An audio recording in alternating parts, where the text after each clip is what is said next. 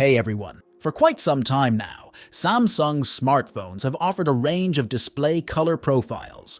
One of these is the natural profile, which aims to present colors in a realistic manner. On the other hand, there's the vivid mode, which boosts saturation, resulting in more vibrant but perhaps less true-to-life colors.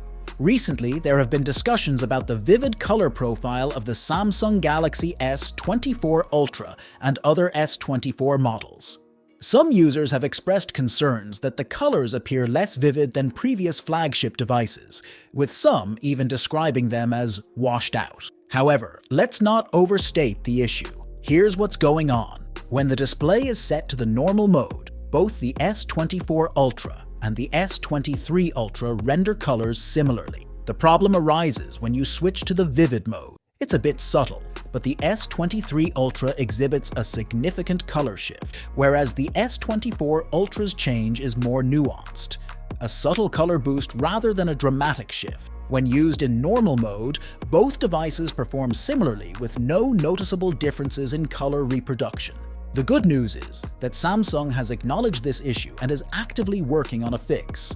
Forbes has shared a screenshot of a conversation with a Samsung chat support agent, confirming Samsung's awareness of the problem and commitment to addressing it in an upcoming software update. This update is expected to restore the vivid color mode to its intended state. While a specific time frame for the update rollout hasn't been provided, there's hope it might coincide with the February 2024 security patch. Switching gears, there's an interesting development between Samsung and Sony. Sony has surpassed Samsung's operating profit for the first time in over 2 decades.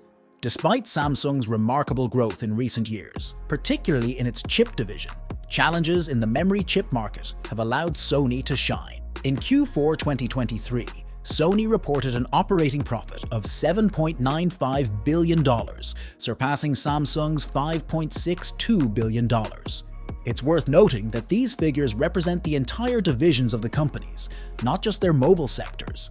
In fact, Sony's mobile division is not particularly profitable. Lastly, Samsung has addressed the issue of paid features on the S24, which could potentially lead to backlash. If you found this update helpful, don't forget to give us a like, leave a comment down below, and hit that subscribe button for more insightful content.